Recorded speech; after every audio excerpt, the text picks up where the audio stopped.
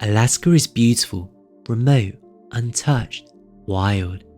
Every year, thousands of people venture into Alaska's wilderness. Most return with stories of breathtaking landscapes and wildlife encounters, but some don't return at all. These are 3 true stories from Alaska Search and Rescue. Stories about the moments when the wilderness stopped being empty and became something else entirely.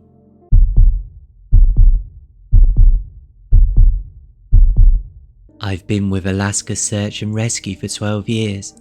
I've recovered bodies from avalanches, bear attacks, hypothermia deaths. Nothing prepared me for what we found near Portlock. Portlock was a thriving fishing village in the 1930s, population around 200, cannery, school, post office. In 1949, everyone left, overnight. They abandoned homes, businesses, everything. The reason? Deaths. Unexplained deaths. Loggers found tore apart in the woods, fishermen disappearing from boats, bodies discovered with injuries that matched no known predator. The elusive natives call it Nantinak, a creature from the mountains that didn't want humans there. By 1950, Portlock was empty. It still is. We got the activation call on September the 14th. Solo hiker Marcus Smith, 34, experienced outdoorsman. His PLB activated at 6:47 PM near the old cannery ruins. The signal lasted 5 minutes, then nothing. We launched that first night. The helicopter couldn't land near the coordinates, too unstable. We rappelled in half a mile out and hiked through old growth forest, thick moss, fallen logs, complete silence, no birds, no squirrels, nothing. At 9:30 AM, we found his gear, backpack, bright orange, sitting upright on a moss-covered log, like it had been placed there.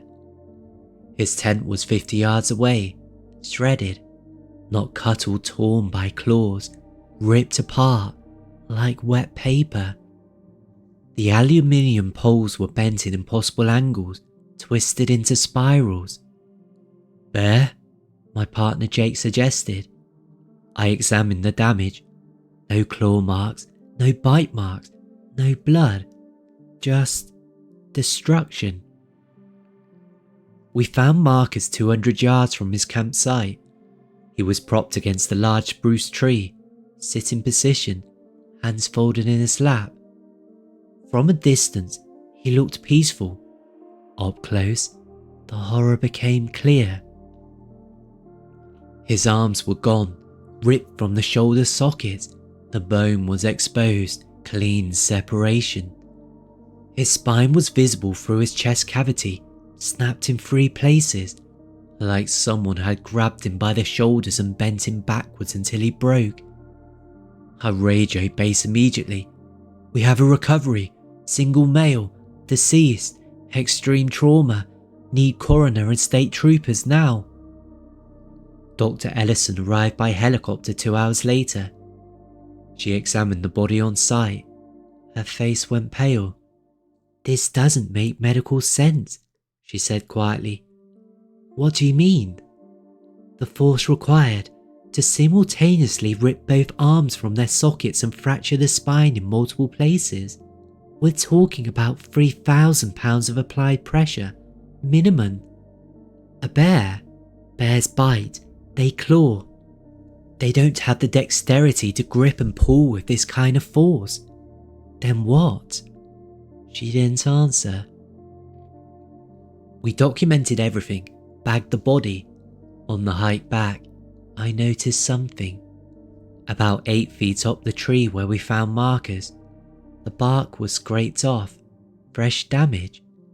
Tufts of dark hair was embedded in the sap, coarse, almost black, not bare fur, too long, too thick. I collected the samples. The entire walk back to the LZ, We heard movement in the forest, parallel to our path, heavy footsteps, bipedal. Something large was keeping pace with us, staying just out of sight. We didn't run, you never run in predator country, but we moved fast. When we reached the helicopter, the pilot looked at the body bag. "Did you see it?" he asked. "See what?" "The hairy man, what the natives call Nantikak." I didn't answer. The autopsy report came back a week later. Cause of death, massive blunt force trauma. But Dr. Ellison called me privately. "There's something else," she said. "The pattern of injuries, it's consistent with a crushing embrace, like he was hugged to death."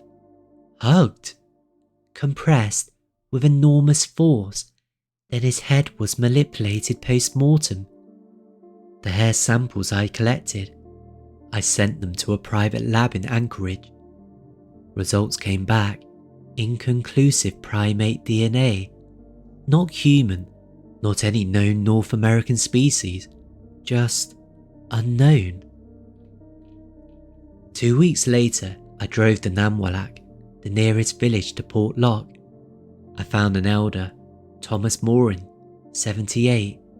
I showed him the crime scene photos. He studied them for a long time, then he handed them back.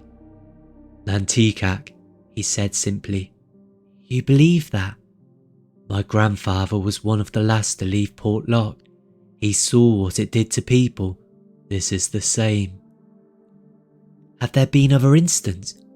Thomas nodded. "Every few years, someone goes missing near those ruins. Sometimes we find pieces, sometimes nothing at all." "Why doesn't anyone talk about it?" "Because people like you don't believe us until you see it yourself." He was right. I hadn't believed it. Now I do. Because 3 weeks after we recovered markers, another hiker went missing in the same area. We found his emergency beacon, still transmitting, but we never found him. Just his boots, placed side by side at the forest edge, facing the mountains, like he walked in willingly and something else had walked out. That SAR team found evidence of something that shouldn't exist. The next story, 4 experienced hunters went into the mountains together. When we found them, they all died within minutes of each other, naked, in sub-zero temperatures, and the data from their smartwatches showed something impossible. I was lead coordinator for the Hatcher Pass recovery operation. 4 hunters, all experienced Alaska residents, all found dead from hypothermia, all completely naked in sub-zero conditions. But that's not the disturbing part. The disturbing part is what their fitness trackers recorded. Let me start from the beginning. November the 7th, 2019, 4 men drove to Hatcher Pass for a weekend hunting trip. David Kowalski, 42, James Holt, 38, Marcus Reed, 45, and Tyler Vance, 34. They hunted together for years, all locals, all experienced. They checked in with the rangers at 2 p.m. Weather forecast, clear skies, low of 5 degrees Fahrenheit. Standard conditions for November in that area.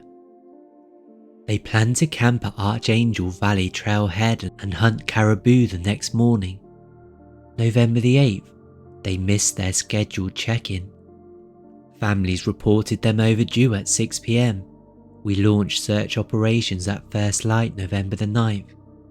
Temperature that morning, minus 12 degrees Fahrenheit with 30 miles per hour winds. We followed their truck at the trailhead, locked, gear inside, nothing disturbed. We found their tracks into the valley, clear boot prints in fresh snow leading towards their planned hunting area. At 10:47 a.m, we found the first body, David Kowalski, lying on his back in an open area, completely naked. His clothes were folded in a neat stack beside him: jacket, shirt, pants, thermal underwear, boots and socks. Everything organised like he was doing the laundry. "Paradoxical undressing," our medic said. I nodded. It's a documented phenomena. Final stage hypothermia causes brain dysfunction. Victims feel intensely hot and stripped naked. It's tragic but common. At 11:15 a.m, we found James Holt, 200 yards from David, also naked, clothes folded identically. "Two cases in the same group?" Jake asked. "It happens," I said, "if they all got hypothermia simultaneously." But I was lying. I'd never seen two cases in the same instant. At 11:52 a.m, we found Marcus Reed, 300 yards from James, naked, clothes folded, same presentation. At 12:34 p.m, we found Tyler Vance, 400 yards from Marcus, naked, clothes folded, same position. 4 experienced hikers, all dead from hypothermia, all found naked with clothes neatly organised, all within a half-mile radius. The medical examiner arrived by helicopter at 2 p.m. Dr. Sarah Cho examined each body on site. She took core temperature readings, checked rigor mortis patterns. When she finished, she pulled me aside. "This doesn't make medical sense," she said. "Paradoxical undressing affects the whole group. That's not the issue. Look at this." She showed me her note. Time of death estimates based on body temperature and rigor mortis. All 4 men died between 3:15 and 3:30 a.m, a 15-minute window. "Hypothermia doesn't work that way," Dr. Cho explained. "It's a gradual process. It takes hours. Each person's metabolism is different. Body fat percentage, activity level. There's no way 4 men with different physiology all reach fatal hypothermia at exactly the same time. Then what killed them? I don't know. But they were all terrified when they died." "How do you know?" "Elevated cortisol levels, extreme stress hormones. They were running from something." We searched their campsite. Everything was normal. Tent properly set up, sleeping bags laid out, food stored correctly. No signs of carbon monoxide, no gas leaks, no evidence of drugs or alcohol. Their gear was appropriate for the conditions. Everything was done right. But then we found their fitness trackers. All 4 men wore smart watches that recorded heart rate and GPS data. The data told a horrifying story. At 3:12 a.m, all 4 heart rates spiked simultaneously, from resting 60 beats per minute to over 180 beats per minute. Extreme terror response. At 3:13 a.m, GPS showed them all leaving their tents, running in different directions. At 3:14 a.m, they stopped moving, started stripping off clothes. At 3:17 a.m, all 4 heart rates flatlined, within seconds of each other. I've worked search and rescue for 15 years. I've never seen synchronized death from hypothermia.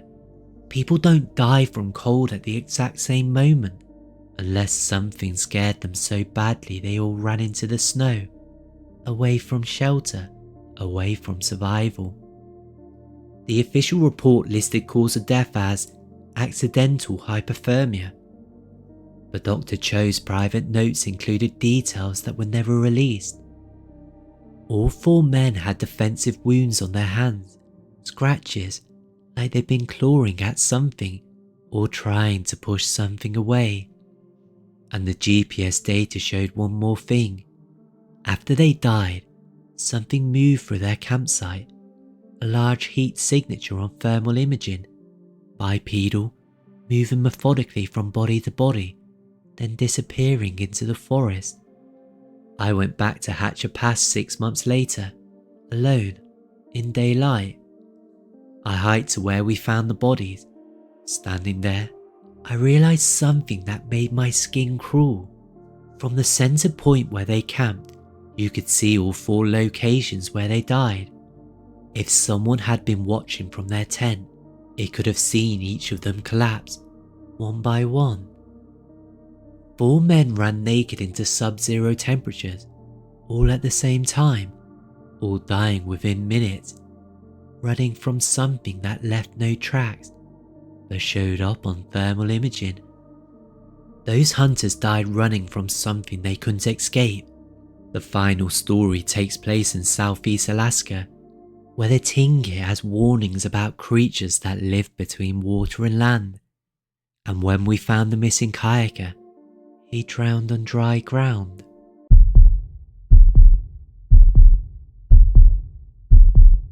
I'm half Tlingit on my mother's side.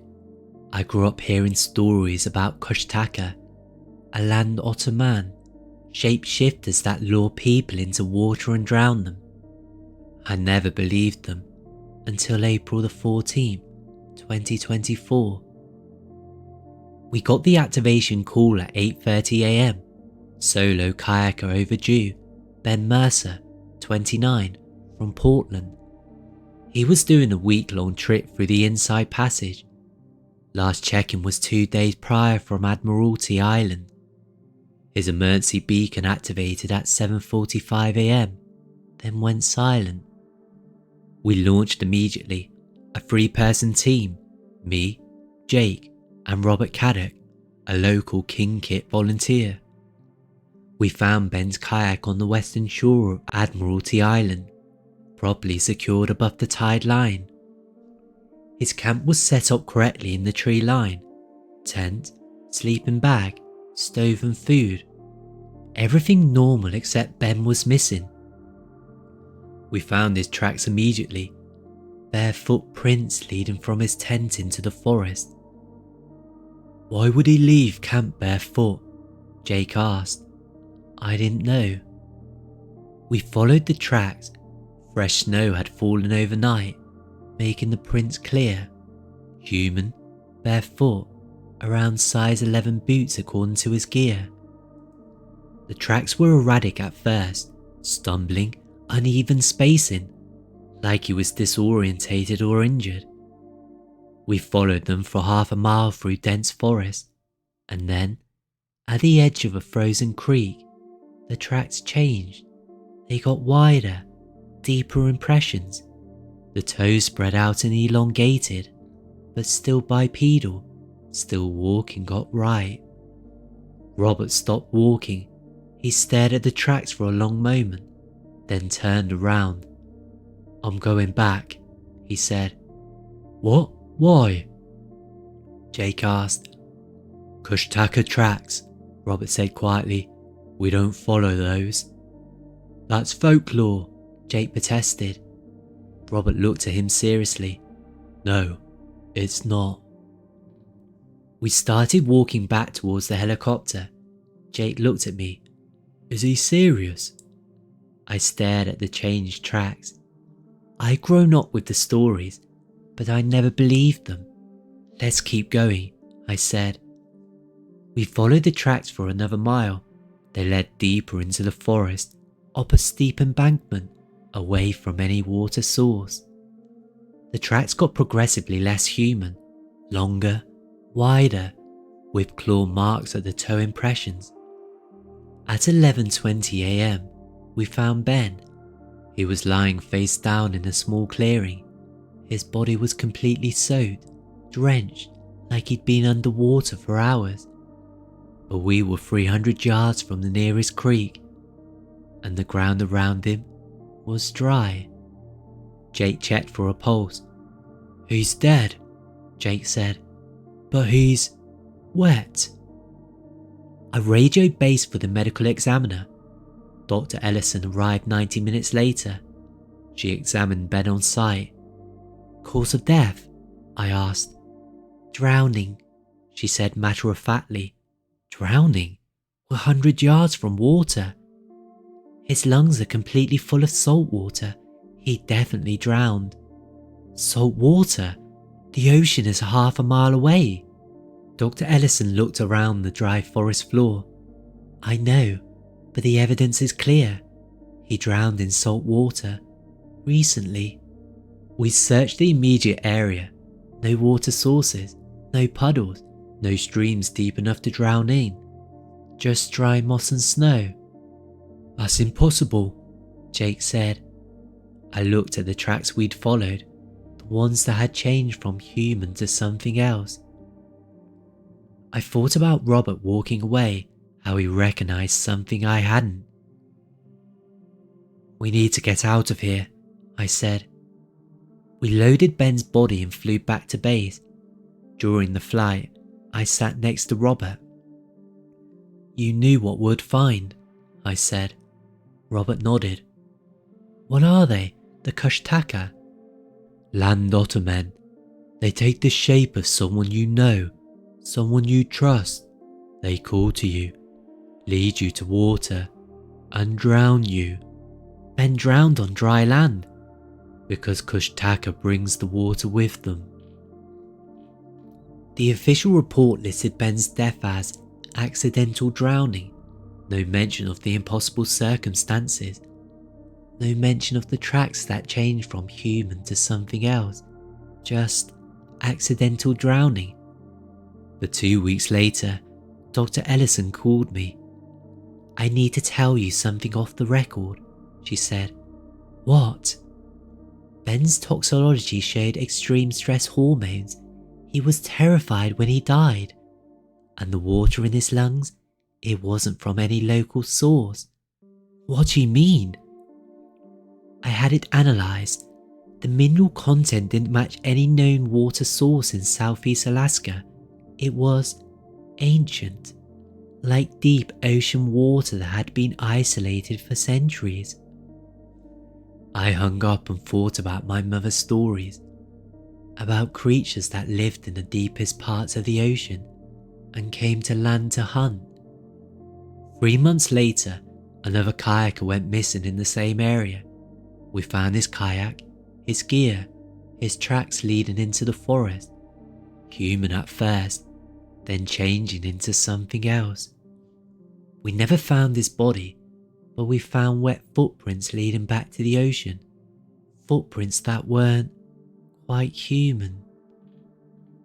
Sometimes I wonder what Ben saw in his final moments, what called to him from the forest, what sounded enough like a friend to make him leave his tent barefoot and follow it into the darkness.